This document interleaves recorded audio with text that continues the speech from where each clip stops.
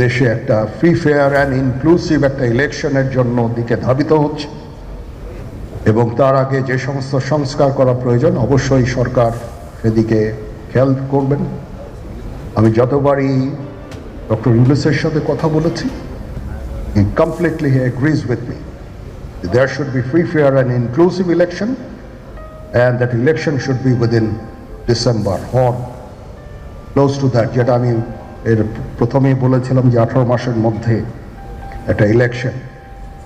আমার মনে হয় যে সরকার সেদিকেই ধাবিত হচ্ছে। ডক্টর ইউনূস যথাসাধ্য চেষ্টা করে যাচ্ছেন এই দেশটাকে ইউনাইটেড রাখতে, কাজ করে যাচ্ছেন উনি।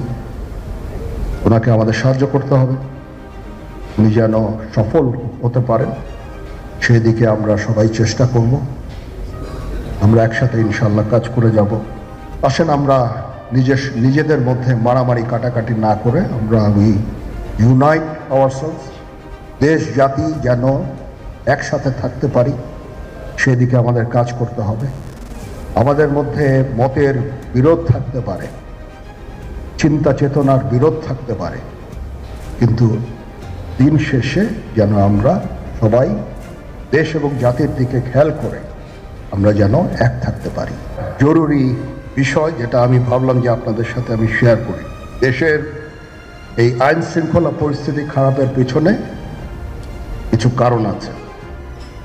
প্রথম কারণটা হচ্ছে যে আমরা নিজেরা হানাহানির মধ্যে ব্যস্ত, একজন আরেকজনের বিরুদ্ধে বিষোদ্গারে ব্যস্ত। এটা একটা চমৎকার সুযোগ অপরাধীদের জন্য। সতর্ক করে দিচ্ছি, আপনারা যদি নিজেদের মধ্যে ভেদাভেদ ভুলে একসাথে কাজ না করতে পারেন, নিজেরা যদি কাদা ছোড়াছুড়ি করেন, মারামারি কাটাকাটি করেন, এই দেশ এবং জাতির স্বাধীনতা সার্বভৌমত্ব বিপন্ন হবে। আমি আজকে বলে দিলাম, তারা খুব ভালোভাবেই জানে যে এই সময়ে যদি এই সমস্ত অপরাধ করা যায় তাহলে এখান থেকে পরিত্রাণ পাওয়া সম্ভব। সেই কারণে এই অপরাধগুলো হচ্ছে। আমরা যদি সংগঠিত থাকি, একত্রিত থাকি, তাহলে অবশ্যই এটা সম্মিলিতভাবে মোকাবেলা করা সম্ভব হবে।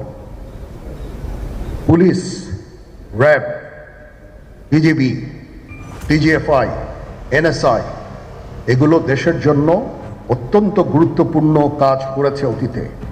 খারাপ কাজের সাথে ভাবে কাজটা করব, এই সমস্ত অর্গানাইজেশনগুলো যেন আন্ডারমাইন না হয়।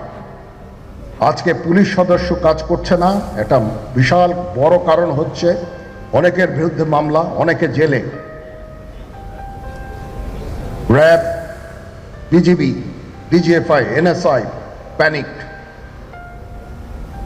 বিভিন্ন দোষারোপ, গুম, খুন ইত্যাদি তদন্ত চলছে। অবশ্যই তদন্ত হবে, দোষীদের বিচারের আওতায় আনতে হবে। এমনভাবে কাজটা করতে হবে যেন এই অর্গানাইজেশনগুলো আন্ডারমাইন না হয়। এই অর্গানাইজেশনগুলোকে যদি আন্ডারমাইন করে আপনারা মনে করেন যে দেশের শান্তি শৃঙ্খলা বিরাজ করবে, সবাই শান্তিতে থাকবেন, সেটা হবে না, সেটা সম্ভব না। যেন একসাথে থাকতে পারি সেদিকে আমাদের কাজ করতে হবে। আমাদের মধ্যে মতের বিরোধ থাকতে পারে, চিন্তা চেতনার বিরোধ থাকতে পারে, কিন্তু দিন শেষে যেন আমরা সবাই দেশ এবং জাতির দিকে খেয়াল করে আমরা যেন এক থাকতে পারি।